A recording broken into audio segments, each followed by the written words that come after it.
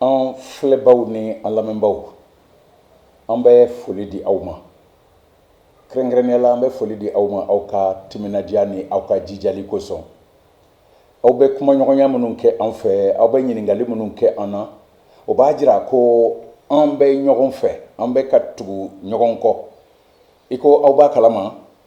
an ye kuma tako fɔlɔ min kɛ o sinsinna Nisenu la batiseli kan o kɔfɛ an da sera Nisenu lafali ma ani o Nisenu lafali ko kuma mɛnnen dɔw ye ɲininkali kɛ o tuma an bɛ fa Nisenu la cogo di an bɛ fa Nisenu la cogo di an delila k'a fɔ ko Nisenu lafali kɔrɔ tɛ ka dɔɔnin sɔrɔ ka dɔ sɔrɔ ka fara kan fo ka se hakɛ dɔ la fosi tɛ se ka fara kan bilen an ko ayi a kɔrɔ tɛ o ye ka i yɛrɛ to Ala ni bolo k'a to Ala ni ka i ɲɛ minɛ fɔ cogo wɛrɛ la ka i to Nisenu fanga kɔrɔ ani a ka sebaya kɔrɔ o ye Nisenu lafali ye ayiwa mɔgɔ bɛ se ka a yɛrɛ to Nisenu ka sebaya kɔrɔ cogo di mɔgɔ bɛ se ka a yɛrɛ to Ala ni bolo cogo di fɔ cogo wɛrɛ la mɔgɔ bɛ fa Nisenu la cogo di an bɛna an da don o la bi ka o fɛsɛfɛsɛ walasa an ka hakili don yɔrɔ sɔrɔ fɛn fɔlɔ an hakili ka to a la Nisenu lafali cikan de don cikan don Ala ka kuma kɔnɔ Efesikaw sura 5 verset 18 aw kana fa divin na ka kalaya bɛ o la nka aw ka fa Ala Nisenu la a y'a to Ala ni ka aw fa an ko o ye sanga ani waati ye Ala sago ye danaba Yesu Krista danabaw an ka fa Ala Nisenu la an ka ɲɛnamaya bɛɛ la an ka to Nisenu ka sebaya kɔrɔ nka o fɔtɔ i bɛ danaba dɔw sɔrɔ tiɲɛna olu lafililen don wa u bɛ mɔgɔ wɛrɛw lafili cogo di kuma caman olu b'a jate ko olu bɛ fɛn o fɛn kɛ ko olu bɛ ka o kɛ Ala Nisenu barika la u b'a fɛ k'a fɔ de ko sanga ni waati olu ka ɲɛnamaya bɛɛ la don o don ɲɛnamaya la ko olu falen don Ala Nisenu la u b'o de miiri wa u b'o de fɔ mɔgɔw ye fo a laban dɔw yɛrɛ bɛ u yɛrɛ jate Nisenu ye ni y'u ka kuma sɔsɔ u b'a fɔ k'i ye Nisenu hakɛ ta jurumu min tɛ yafa o ye yɛrɛ lafili ye o fana o ye mɔgɔw lafilili ye kuma caman i b'a ye ko an bɛ sama Ala Nisenu lafali nɔfɛ o ka kan a bɛ se ka kɛ yɛrɛ ko an bɛ waati dɔw la an falen don Ala ni la an bɛ Ala Nisenu ka sebaya kɔrɔ nka a jɛlen don ni an ye fililiko dɔ kɛ an ye jurumunako dɔ kɛ an ye kanbilali dɔ kɛ siga t'a la o waati la an tɛ se k'a fɔ ko an bɛ Ala Nisenu ka sebaya kɔrɔ o tuma k'a jate ko e falen don tuma bɛɛ e ye i dama mɔgɔ ye e falen don tuma bɛɛ e bɛ fɛn o fɛn kɛ o bɛ kɛ Nisenu ka sebaya barika la e bɛ fɛn o fɛn fɔ Ala Nisenu de y'o fɔ kana i yɛrɛ lafili kana mɔgɔ lafili nka an ka faamu Nisenu lafali cikan de don ka di danabaw bɛɛ ma o cikan kameneli ka kolo o cikan ye ka sama Nisenu lafali nɔfɛ wala ka ban o cikan ma wala ka ban ka kolo Ala Nisenu ye o de bɛ Yesu Krista nɔfɛ tamabaw tila jɛkulu fila ye jɛkulu fila in ye jɛkulu jumɛn ye a jɛkulu fɔlɔ minnu bɛ kameneli kɛ minnu bɛ sama Ala Nisenu lafali nɔfɛ o tigilamɔgɔw a bɛ fɔ ko olu tolen bɛ Krista Yesu la Yohana sura 35 verset 4 ni 5 min tolen bɛ ne la Yesu Krista ko ten i b'a ye a y'a fɔ an ye ka jɛya fana anw tɛ se ka fosi kɛ ni ale tɛ o la minnu bɛ kameneli kɛ olu tolen bɛ Krista la olu bɛ taama kɛnɛ la Yohana sura 1 verset 7 ka taama kɛnɛ la i ko Ala bɛ kɛnɛ la cogo min na i ko Ala ye kɛnɛ ye cogo min na ka taama kɛnɛ la olu bɛ taama ɲɛnɛmaya kuraya la Romɛkaw sura 6 verset 4 minnu bɛ kameneli kɛ ka sama Ala Nisenu lafali nɔfɛ olu bɛ taama ɲɛnɛmaya kuraya la u bɛ taama Nisenu barika la o y'a fɔ cogo wɛrɛ ye i ko an y'a fɔ cogo min na Galasikaw sura 5 verset 16 a ye taama Nisenu barika la ni o kɛra aw tɛna farisogo nɛgɛkow kɛ Romɛkaw sura 8 verset 4 fana bɛ kuma ka taama Nisenu barika la ni an y'o fɔ mɔgɔ minnu bɛ yen minnu bɛ kanbilali kɛ o kɔrɔ a fɔra ko an ka sama ala Nisenu lafali nɔfɛ sanga ani waati nka kuma dɔw la dɔw tɛ kaminɛli kɛ kuma caman dɔw bɛ ɲɛnɛmaya kɛ cogo la i b'a fɔ ko Nisenu sigilen tɛ u kɔnɔ hali ka sɔrɔ a sigilen bɛ u kɔnɔ danabaw don kuma dɔw la u dɔnna ni tɔgɔba min ye o ye danaba farisogomaw ye des chrétiens charnels o kɔrɔ yɛrɛ b'a jira ka ban ko a tigilamɔgɔw u bɛ farikolo ka kow ye u ka ɲɛnɛmaya la ka tɛmɛ ni la kow kan chrétien farisogomaw olu ye mɔgɔw ye u bɛ taama i ko denɲɛninw Krista la Korintikaw fɔlɔ sura 3 verset 1 u bɛ taama adamaden cogo de la Korintikaw fɔlɔ sura 3 verset 3 an n'a fɔ ko olu ye diɲɛ kow sira taamabaw ye Korintikaw fɔlɔ sura 3 verset 2 ani 3 o la k'a fɔ an ka sama Nisenu lafali nɔfɛ ka kolo o kuma ye ka kolo ala Nisenu ye wala ka ban ka kolo ala Nisenu ye a bɛ chrétienw tila ka kɛ jɛkulu fila dɔrɔn de ye minnu bɛ kaminɛli kɛ u bɛ taama Nisenu barika la minnu tɛ kaminɛli kɛ u bɛ taama i n'a fɔ mɔgɔw don minnu ma tuubi ka sɔrɔ u tubila ala Nisenu sigilen bɛ o kɔnɔ nka u tɛ ka kolo ala Nisenu ye n'an y'o fɔ an bɛ segin an ka Nisenu ɲininkaliba in ma an bɛ fa ala Nisenu la cogo di an k'a faamu n'a fɔra ko Nisenuma o kɔrɔ ko senumaya ka kan ka ye jurumu ka kan ka koniya o la walasa ne ka fa ala ni la walasa e ka fa ala ni la an kana ɲɔgɔn nɛgɛ dɛ i bɛ gafe dɔw kalan olu b'a fɔ ko n'i b'a fɛ ka fa Nisenu la yɔrɔ kɛrɛnkɛrɛnnen dɔ ɲini i ka t'i sigi ye i ka ala deli ko a k'i fa a Nisenu la n'i ye ala deli ko a ka i fa a Nisenu la i ka barika da ala ye ka f'a ye ko a barika i ye ne fa i Nisenu la i ka wuli ka tɛmɛ ka taa i ka kow la i fara Nisenu la ka ban balimaw o ni ala ka kuma tɛ bɛn ka da kan dɔw ye o ɲɔgɔnna ɲɛnɛmayaw kɛ ka tila ka u jigi tigɛla mun na a fɔra k'u ka taa sigi yɔrɔ dɔ la ko ka ala deli ala ka u fa Nisenu la k'o ye ala sago ye a kɛra ka ban u ka barika da ala ye ka taa nka u bɛ bɔ a kalama ko mɔgɔ minnu bɛ ka u yɛrɛ to ala Nisenu bolo olu bɛ taama senumaya la cogo min na fanga min bɛ olu la u ka chrétienya taama la u bɛ bɔ a kalama k'o tɛ olu la o tuma mun de kɛra u fari bɛ faga o tuma an k'a fɔ ka jɛya ka sin ka taa i sigi yɔrɔ dɔ la ka fɛn dɔ fɔ ten ko ne fa i Nisenuma la barika ala ye ne fali ko sɔn i n'a fɔ cliché kan une formule cliché an kana ɲɔgɔn nɛgɛ dɛ a ti kɛ o cogo la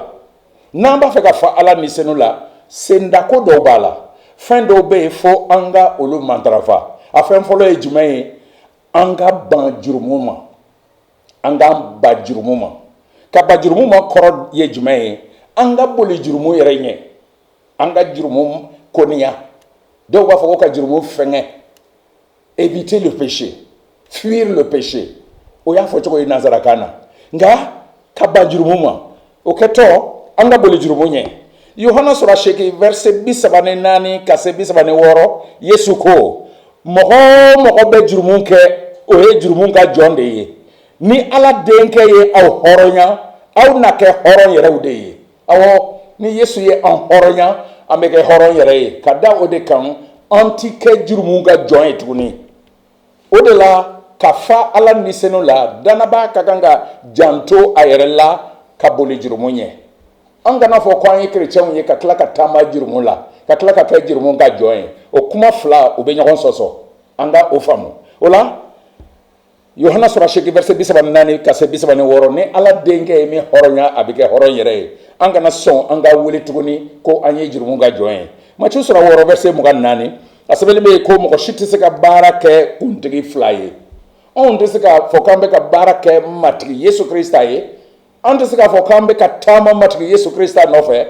anw tɛ se k'a fɔ k'an kololen bɛ matigi Yesu Krista ni ye nka ka tila k'a ye ko an ye fɛn wɛrɛ ka jɔn ye matigi wɛrɛ bɛ an na o kuma fila o bɛ ɲɔgɔn sɔsɔ o la mɔgɔ tɛ se ka baara kɛ kuntigi fila ye o tuma ne ko fɛn fɔlɔ la an ka boli jurumu ɲɛ fɛn filanan an ka jɔ an ka jurumu la an ka jɔ an ka jurumu la nin kuma nafa ka bon kosɛbɛ dɔw ye nin kuma yɛrɛ jati danaba jɔli a ka jurumu la dɔw y'a jati i n'a fɔ buna adama ka ninakili I ninakili boto I be fiɲɛ ɲuman sama ka fiɲɛ jugu bila a bɛ komi ninakili do danaba ka ɲɛnamaya la nimisili a b'a to ni fɛn dɔ donna ne ka ɲɛnamaya la fɛn dɔ donna e ka ɲɛnamaya la min tɛ bɛn ni Ala sago ye min tɛ bɛn ni Ala ka senumaya ye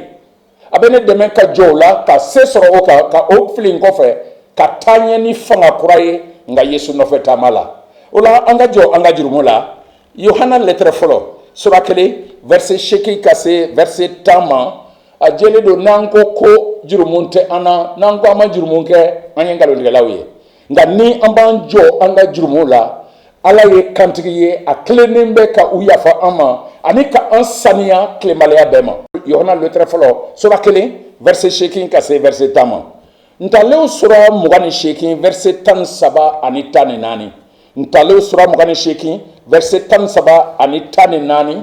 ko mɔgɔ min tɛ sɔn ka jɔ a ka fililiw la o tɛna taa ɲɛ o tɛna yiriwa o tɛna sabati nka min bɛ jɔ u la ka segin kɔ tiɲɛ na o bɛ nɛɛma sɔrɔ an ka jɔ an ka jurumu la ni an bɛ jɔ an ka jurumu la a bɛ komi an bɛ fanga kura sɔrɔ a b'a to Ala ni fana bɛ fɛrɛ an ka ɲɛnɛmaya la ka taa ɲɛ ka baara kɛ walasa an jogo ka bɔ Ala jogow fɛ ka taa fɛ I n'a fɔ an y'a fɔ ka ban Nisenu lafali a bɛ Ala jogow bange Yesu Krista danaba la o la an ka ban jurumu ma ani a fɛn filanan an k'an yɛrɛ kɔlɔsi an kana Nisenu dusu kasi Efesikaw sura 4 verset 30 ani 31 a fɔra ko aw kana Ala Nisenu dusu kasi o min kɛra tamasiyɛn dalen ye aw kan kumabɔli dɔ ɲɛ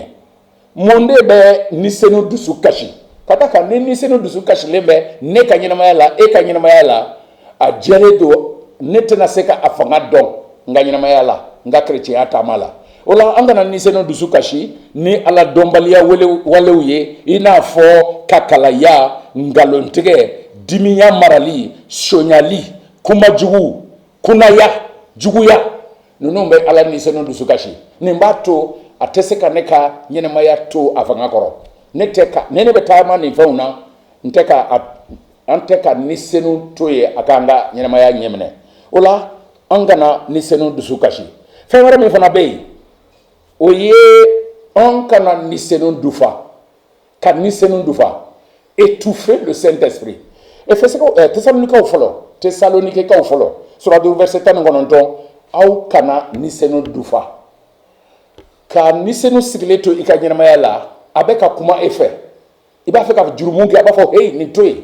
nka e ko ayi an b'a kɛ an bɛna yafa ɲini matigi fɛ k'a kɛ I n'a fɔ a laban a tɛ ka kuma e fɛ yɛrɛ I bɛ ka Nisenu dufa n'o bɛ kɛ tiɲɛ na I tɛ se ka fɔ Ala Nisenu la a fɛn laban ye jumɛn ye an ka boli jɛɲɔgɔnjuguw ɲɛ an ka boli jɛɲɔgɔnjuguw ɲɛ a kɔlɔsira ko danaba caman ka danaya ferekeli jɛɲɔgɔnw sen b'a la danaba caman bɛ yen u bɛ don jurumu dɔw la jurumu kura dɔw kɛli daminɛ ka jugu kura dɔw daminɛ jɛɲɔgɔnjugu Korintikaw fɔlɔ sura 15 verset 33 ka se 34 an b'a kala ko aw kana aw yɛrɛ lafili jɛɲɔgɔnjuguw bɛ sɔn ɲuman tiɲɛ a ye hakili sɔrɔ ka koɲuman kɛ ka jurumu dabila ka tuguni aw la mɔgɔ dɔw ye Ala dɔnbaliw ye I m'a ye e danaba ni e hakili la ko e jɛɲɔgɔnw kan ka kɛ danabaliw ye ka don u fɛ u ka kɛtaw la I b'a ye ko a laban e tɛ se ka fɔ Ala Nisenu la o la an ka boli jɛɲɔgɔnjuguw ɲɛ Korintikaw 2 sura 6 verset 14 ka se 18 ale yɛrɛ bɛ ɲininkaliw bila an kɔrɔ kɛnɛ ni dibi bɛ se ka jɛ cogo di jɛɲɔgɔnya jumɛn bɛ danaba ni danabali cɛ anw ye Ala ɲɛnɛma batosoba de ye o la Ala ni min sigilen bɛ an kɔnɔ Ala Nisenu an farikolo ye Ala Nisenu batoso ye Ala batosoba de don ka da o de kan fo an k'an yɛrɛ kɔlɔsi ka an yɛrɛ tanga jɛɲɔgɔnjuguw ma ni o bɛ kɛ an bɛ se ka fanga sɔrɔ an ka danaya la jɛɲɔgɔnjugu bɛ sɔn ɲuman tiɲɛ ntale bɛ da ko mɔgɔ t'i taama ɲɔgɔn sɔn min ta dɔw ko fo a ka cɛ ɲɛ dɔw ko fo a ka subaya nka a jɛlen don u b'a jira ko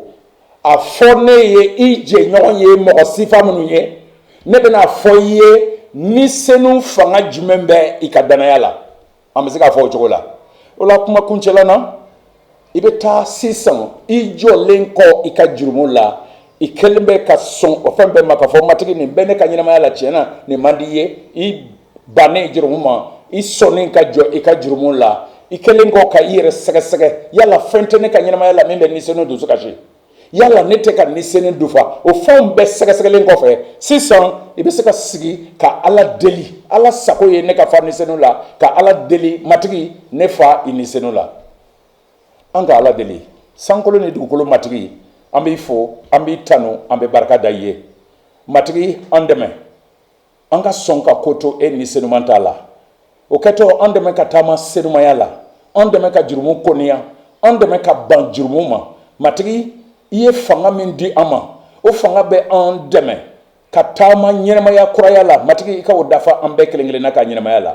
an dɛmɛ i sago don anw ka fa i Nisenuma la matigi an falen ka kɛ ka nɔrɔ ani bonya da i tɔgɔ kan an ye deli matigi Yesu Kirista tɔgɔ la amina.